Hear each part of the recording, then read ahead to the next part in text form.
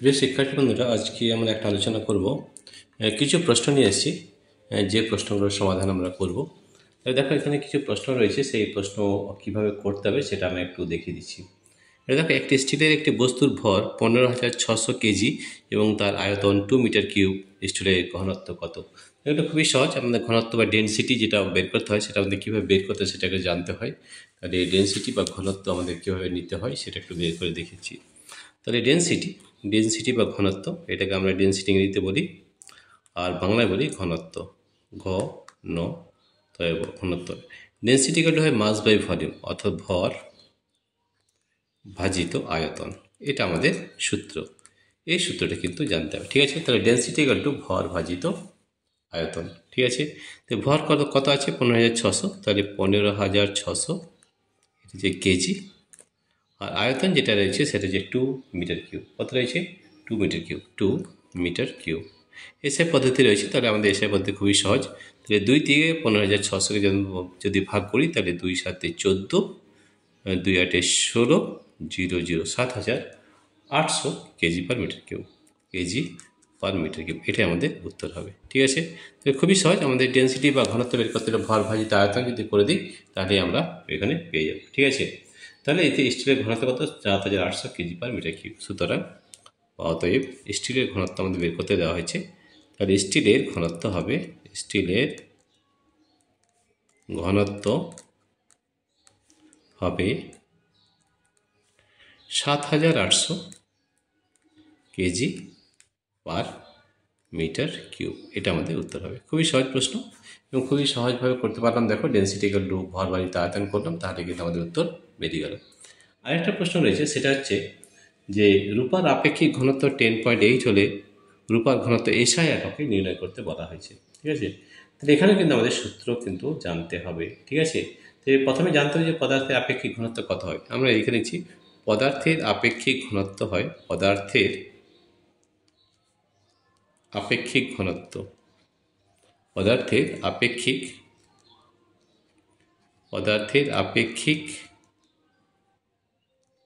আপেক্ষিক ঘনত্ব সমান হয় পদার্থের ঘনত্ব, এগুলো একটু মনে রাখতে হবে, পদার্থের ঘনত্ব ভাজিত 4 ডিগ্রি সেন্টিগ্রেডে জলের ঘনত্ব। 4 ডিগ্রি সেন্টিগ্রেড, 4 ডিগ্রি সেন্টিগ্রেড এ জলের ঘনত্ব, 4 ডিগ্রি সেন্টিগ্রেডে জলের ঘনত্ব। এই জিনিসগুলো কিন্তু আমাদের মনে রাখতে হবে, ঠিক আছে? তাহলে পদার্থের আপেক্ষিক ঘনত্ব আমাদের দেওয়া রয়েছে 10.8। তাহলে আমরা এখানে লিখে নিলাম 10.8 সমান পদার্থের ঘনত্ব। আমরা রূপার ঘনত্ব বার করতে চাইছি, তাহলে রূপার ঘনত্ব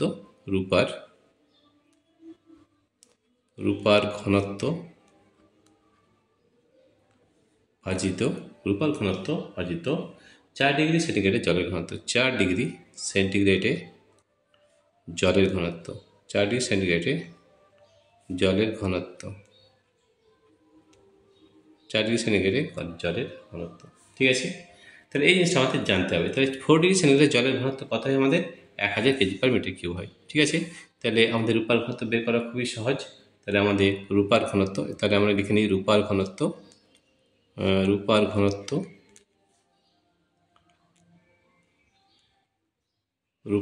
ঘনত্ব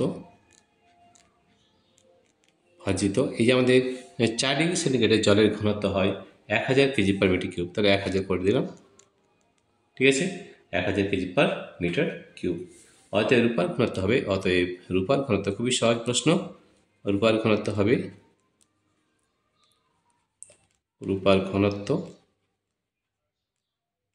সমান হবে, এই 10.8 গুণ হয়ে যাবে, অর্থাৎ 10.8 into 1000, 10.8 into 1000 KG per metre cube, ঠিক আছে? কেজি পার মিটার কিউব, ঠিক আছে? এটা যদি গুণ করে দিই, তাহলে 0 8 4 0 একটা 2 3টে, তাহলে একটার পর কেটে যাবে, তাহলে 800, 10,800 কেজি পার মিটার কিউব। দেখো, রূপার ঘনত্ব আমরা খুব সহজেই পেয়ে গেলাম, 10,800 কেজি পার মিটার কিউব। এবং সব থেকে যেটা ইম্পর্টেন্ট সেটা হচ্ছে আমাদের এই সূত্রটা কিন্তু জানতে হবে যে আপেক্ষিক ঘনত্ব হয় পদার্থের ঘনত্ব ভাজিত 4 ডিগ্রি সেন্টিগ্রেডে জলের ঘনত্ব। তো 4 ডিগ্রি সেন্টিগ্রেডে জলের ঘনত্ব এসে একক হয় 1000 কেজি পার মিটার কিউব। ঠিক আছে, তাহলে আমরা দেখো এখানে আপেক্ষিক ঘনত্ব দেওয়া আছে, তাহলে 10.8, রূপার ঘনত্ব বা 4 ডিগ্রি সেন্টিগ্রেডে জলের ঘনত্ব 1000 কেজি পার মিটার কিউব, তাহলে 10.8 ইন্টু 1000 অর্থাৎ 10,800।